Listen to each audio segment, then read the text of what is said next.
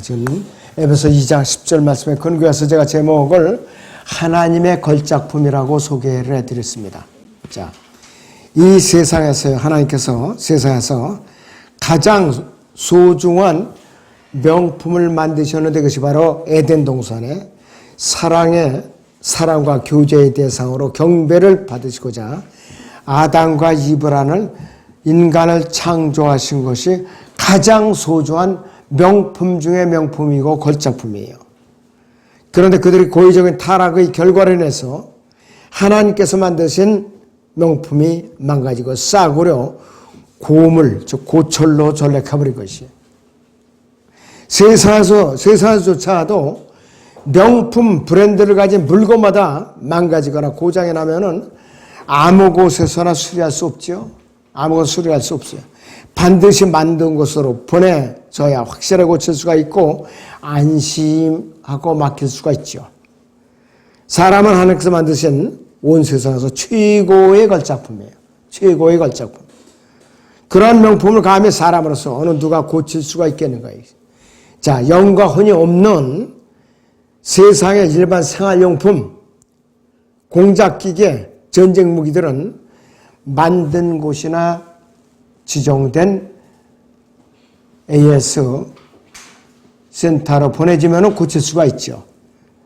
그런데 사람은 삼위일체 하나님의 형상으로서 몸과 혼과 영으로 만든 걸작품이기 때문에 고장이 나면 사람으로서는 고칠 수가 없어요. 고장난 사람이 어떻게 고치는가? 물론 물리적으로 육체는 고칠 수가 있어요. 완벽하게 고치는 건 아니지만 병의원을 통해서 고칠 수가 있다. 이게 민간요법을 하죠. 자, 그런데 에덴 동산에서 타락하면서 고장나면서 영이 죽었고 혼이 타락했거든요. 그럴 때는 이것을 사람이 고친다는 것은 절대 불가능하다 이것이에요. 하나님만이 가능한 일이에요. 하나님만이. 자, 첫째는 아담 안에서 망가진 하나님의 걸작품이 제 기능을 회복시켜 주시고자 하나님께서 하신 일이 무엇인가 이거예요. 하나님께서 하신 일이. 자, 아담 안에서 타락해서 영과 혼이 고장난 모든 죄인들에 대한 지옥 형벌의 저주를 책임져 주시기 위해서 전에 육신을 입고 2000년 전에 이 땅에 찾아오셔서 갈보리 언덕의 십자가에서 성경대로 죽으시고 장사되셔서 셋째 날에 살아나신 것이 바로 하나님께서 하신 일이에요. 십자가의 희생제물로 드려지신 사건이 바로 우리 망가진 걸작품으로서 망가진 인간을 회복시켜 주신 그 첫 번째 일이라 이것이에요, 바로. 자, 요한복음 19장 3절에 있는 대로 그때 예수께서 식초를 받으시고 말씀하시기를 다 이뤘다. 다 이뤘다고 하시더니 고개를 떨구시고 숨을 거두시더라 그랬습니다. 이 다 이뤘다는 말씀, 헬라어로는 딱 한 단어예요. 한 단어. 테텔레스타이라고. 현재 진행 수동태입니다. 영어 킹제임스 성경은 어떻게 나타낼 방법이 없으니까 현재 수동태로만 되어 있어요. It is finished라고 현재 수동태로 되어 있어요. 근데 헬라어 동사에는 상태라는 개념이 들어가지고서 현재 진행 수동태로 되어 있어요. 테텔레스타이라고 그래요. 자, 그리고 히브리서 9장 12절에서는 염소와 송아지의 피로 아니고 오직 자신의 피로 한 번 성소에 들어가서 우리를 위하여 영원한 구속을 이루셨느니라 그랬습니다. 구약에서는 사람들이 죄를 지을 때마다 일일이 속죄 제물을 갖고 성막으로 가야만 했어요. 그런데 가난한 사람들은 죄를 지을 때마다 어떻게 염소나 송아지를 끌고 갈 수가 있는가? 불가능하죠, 가난해서. 그렇기 때문에 밀가루를 몇 에바씩 가져갔던 거예요. 산비둘기나 집비둘기조차도 사서 드릴 처지가 못된 사람들은 그냥 가루를 몇 에바씩 그냥 가져간 거예요. 너무 가난하니까. 그러니까 구약에 살았던 사람들이 얼마나 번거로웠겠어요. 죄를 짓을 적마다 이거를 해결해야 되는데 그때마다 빈손으로 갈 수가 없었어요. 성막에는 누가 빈손으로 가면 안 돼요. 벌써 성막에 문지기가 있어요. 어쩐 일이야? 이러이러 왔다고. 뭐 들고 온 거 있어? 안 돼요. 들어보내질 않아요. 그러니까 참 그 가난한 사람들은 너무나도 고통스러웠어요. 오죽하면은 밀가루를 몇 에바씩 이렇게 갖고 오게 했느냐 이것이. 그러나 지금 이 시대에는 일일이 재물을 들고 가던가요? 우리는 예수 그리스도의 이름으로 예수 그리스도의 피로써 그분 앞에 나가죠. 그러면 우리는 자백하면 용서받는 거예요. 여러분들이 구약시대에 태어나지 않은 걸 천만다행으로 알아야 돼요. 신약시대, 교회시대에 그것도 휴전선 이남에 태어난 걸 다행으로 알아야 돼요. 하나님께서는 아담 안에서, 두 번째는 아담 안에서 타락하여 고장난 사람의 영과 혼을 회복시키는 절차를 우리에게 알려주셨어요. 먼저 구원의 복음을 듣고 예수 그리스도를 개인이 주와 구세주로 믿고 영접해야 돼요. 하나님께서 만드신 명품으로서 걸작품으로서 회복될 수 있는 방법에 대해서 타락한 죄인들에게 절차에 대해서 자세하게 알려주고 있는 것이에요. 그 회복될 수 있는 절차가 로마서 10장 9절에서 10절이죠. 네가 네 입으로 주 예수를 시인하고 또 하나님께서 그를 죽은 자들로부터 살리신 것은 네 마음의 믿음으로 구원을 받으리라 그랬어요. 이는 사람이 마음으로 믿어 의에 이르고 입으로 고백하여 구원에 이르기 때문이라고 그랬어요. 사람이 마음으로 받아야 돼. 마음으로. 그리고 귀로 들어야 돼. 귀로. 입으로 말하는 거예요. 이것이 로마서 10장 9절 10절에 요약된 되는 거예요. 마음으로 받고 귀로 듣고 입으로 말하는 것. 그래서 그분의 걸작품으로 회복되는 절차에 대해서 이렇게 자세하게 알려주고 있어요. 이 절차가 어긋나면 안 되는 거예요, 여러분들.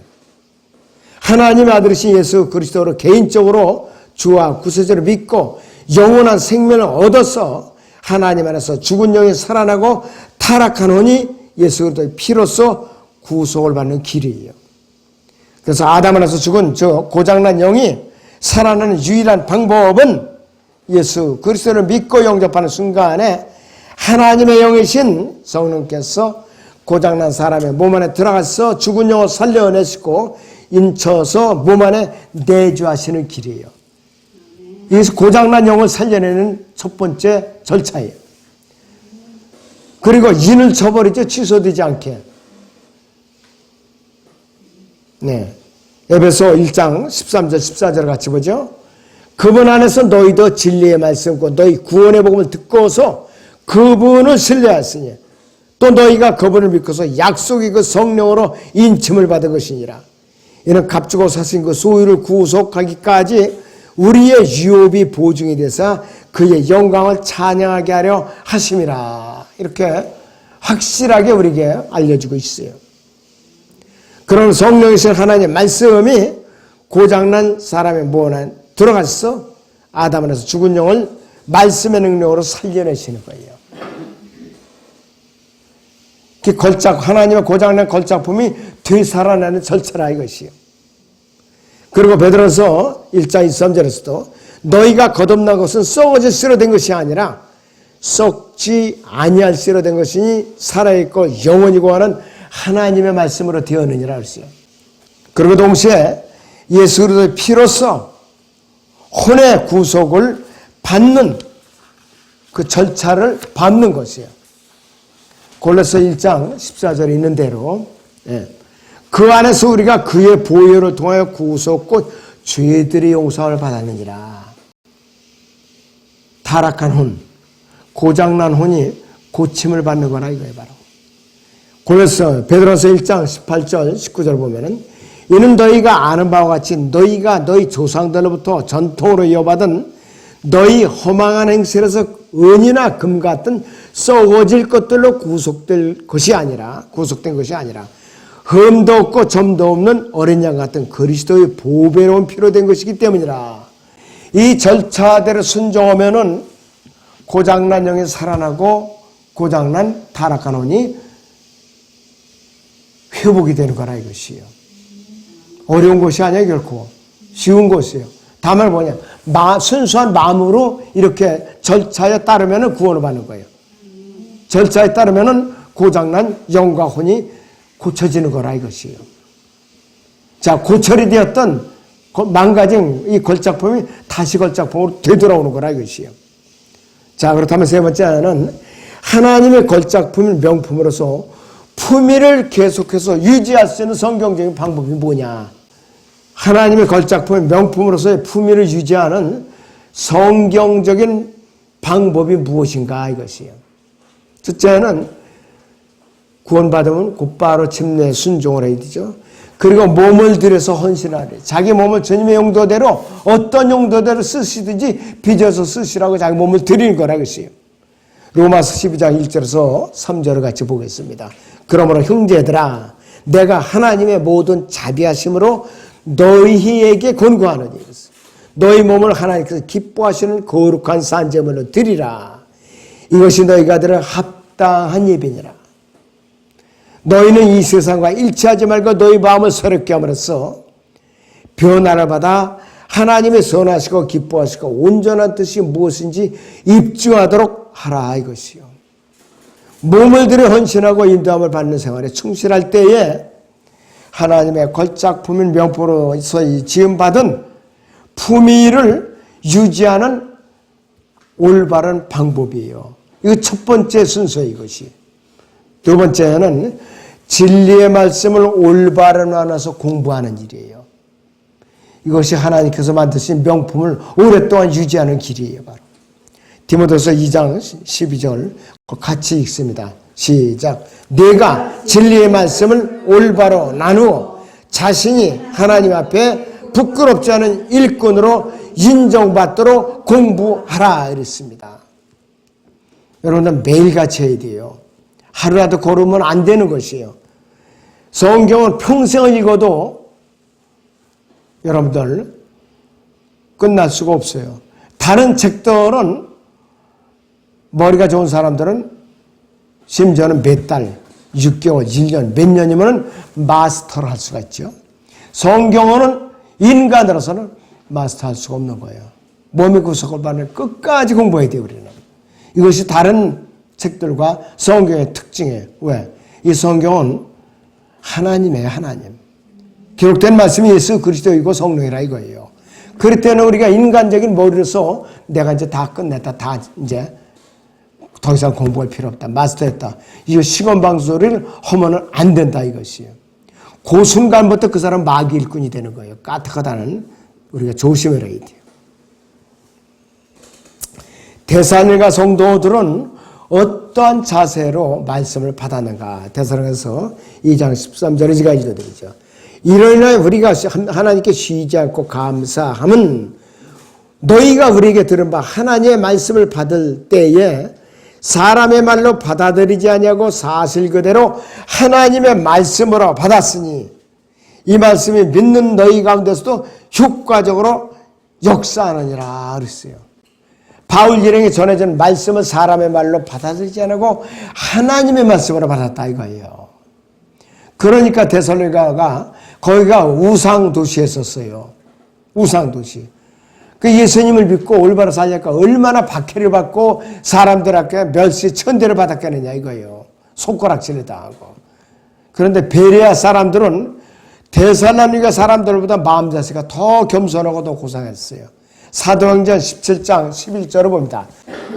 베레아 사람들은 데살로니가 사람들로 더 고상해서 전심으로 말씀을 받아들이고 그 말들이 그런가 하여 매일 성경을 상고함으로 그들 중에 많은 사람이 믿었는데 헬라 상류사회의 부인들과 남자들도 적지 아니하더라. 적지 아니하다는 많다는 소리예요. 바로 데살로니가 사람들보다 더 고상하다고 그랬어요. 얼마나 이 사람들이 신사적으로 겸손하게 말씀을 대했으면은 고상하다는 말을 썼겠느냐 했어요. 성경에서는 고상하다는 말로 함부로 아무데나 이렇게 기록이 안 돼 있죠. 특별한 데만 기록이 돼 있어요. 특별한 데만. 근데 이 베레 사람들은 고상하다고 그랬어요. 고상하다고. 여러분들도 주님 앞에 고상하다는 말을 들으면은 아마 날라가 기분 좋을 거예요. 고상하다는 말을 들으면은. 데살로니가 전서 성경 1장 9절에서 10절을 봅니다. 그들이 우리에 관하여 스스로 말하는 것은 우리가 어떤 방법으로 너에게 들어갔으며 또 너희가 어떻게 우상으로부터 하나님께로 돌아서서 살아계시며 참되신 하나님을 섬기는지와 또 하나님께서 죽은 자들로부터 살리신 그분의 아들 즉 다가올 진노로부터 우리를 구해내신 예수께서 하늘로부터 오심을 기다린다는 것이니라. 재림의 소망을 간절히 기다렸어요. 이 사람들은. 정말로 이 사람들은 신실했던 사람들이에요. 여러분들 베레아 성도들, 데살로니가 성도들, 바울의 뒤를 따라갔던 사람들이에요. 여러분들도 그 뒤를 따라가면 틀림없어요. 그런 믿음의 선진들 따라가면 틀림이 없다 이거예요. 주님한테 칭찬을 받아놓은 보장을 받은 셈이에요, 여러분들. 자, 그리고 하나님의 걸작품은 명품으로서의 품위를 잘 유지하는 세 번째는 어떤 일을 해야 되는가? 주님의 재림을 간절히 열망하면서 꾸준히 복음을 전해야 돼요.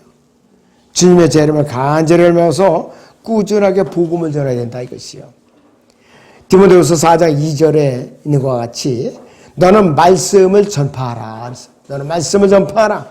때를 얻든지 못 얻든지 항상 대비하라. 모든 오래 참음과 교리로 견책하고 책망하며 권고라 그랬습니다. 이렇게 하면 틀림없어요. 복음을 증거하는데 삶에 충실하면은 내가 하나님의 걸작품으로서 품위를 계속 유지할 수가 있는 것이에요.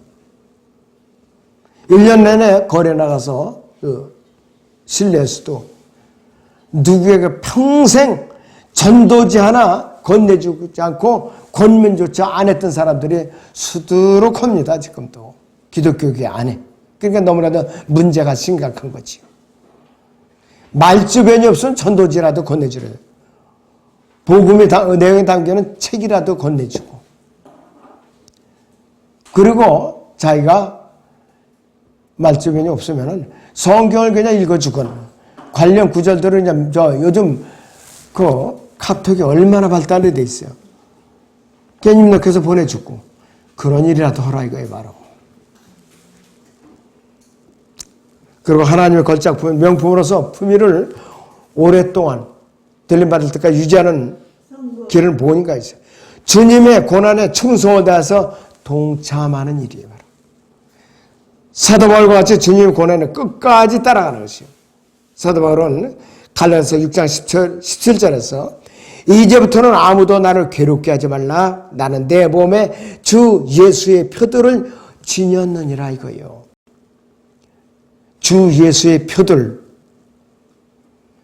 너무나도 박해를 받고 매를 맞으면서 상처투성이라 이 뜻이에요 바로. 그 주님의 표들이 어디에 있는가? 고린도 후서 11장 23절을 보죠. 그들이 그리스도의 종이냐? 내가 어리석은 자 같이 말하지만 나는 더욱 그러다. 내가 더 많이 수고했고 매도 희애를 쏟지 맞았고 더 빈번히 감옥에 갇혔고 죽이고 고비를 여러 번 당하였으니 유대인들로부터 40에 하나 뺀 배를 5번이나 맞았고. 왜 그러면 40에 하나 뺀 배 39대를 쳤느냐? 잘못하다가 40대 이상 맞으면은 아마 죽은 사건도 있었는가 봐요. 그래서 40대를 정해놨는데 40에 하나 뗀 39대를 이제 때리게 돼 있어요. 태장을 때리는데. 그런데 바울은 자그마치 5번이나 맞은 거예요. 묶어놓고 태용을 가는 거야. 묶어놓고 볼기를 친다. 이게 한마디로. 3번 몽둥이를 맞았으며 한 번은 돌로 맞았고 3번 파산을 당했는데 하루 밤과 낮을 깊은 바다에서 보냈으며 여러 번 여행하는 중에 강의 위험과 강도의 위험과 동족으로부터 위험과 이방인들로부터 위험과 광야에서의 위험과 바다에서의 위험과 거짓 형제들 가운데서 위험을 당했으며 수고하고 애쓰며 자주 깨어있고 배고프며 목마르고 자주 금식하며 춥고 헐벗어노라 했어요. 세상적인 바울의 삶은 육체적으로는 하루도 편한 날이 없었던 거예요. 이렇게. 그러나 그는 하나님에 대한 감사를 늘 잊지 않았어요. 늘 잊지 않았어요. 그리고 28절에 보니까 그 외부의 일들을 날마다 나에게 빌려드리면서 모든 교회에 관한 일들아 그가 세우는 교회들이 지금 어떤 일을 겪었을까? 어떤 마귀의 공격이 있을까? 교회 안에서 무슨 일이 일어났을까? 이런 염려로 그 주의 되는데도 그 자기가 세우는 교회들을 끌어안고 염려로 가득 찼던 거예요. 사도 바울이야말로 예수님의 제자 중에 제자이고 일꾼 중에 일꾼이 알 수가 없어요. 그래서 제가 하나님의 걸작품 명품으로서 품위를 유지하는 성경적인 방법 4가지 제목만 제가 다시 요약해서 말씀드리죠. 첫째는 침례에 순종하고 몸을 들여서 헌신해야 된다 이거 있어요. 두 번째는 진리의 말씀 올바로 나눠서 공부하는 일이에요.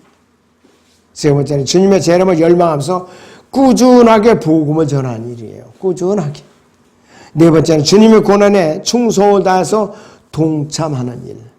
이 4가지를 여러분이 잘 지켜내면은 하나님의 걸작품, 명품으로서 품위를 계속해서 유지할 수가 있어요. 그리스도의 심판석에 올라가서 꾸중 들을 것도 없고 책망받을 것도 없고 이제 불에 태웠을 때에 금은 보석으로 고스란히 건져낼 수가 있습니다. 아무튼 여러분들이 염두에 두시고 마음에 품으시고 실행에 옮기시기를 주님의 이름으로 축원합니다. 네, 기도하겠습니다.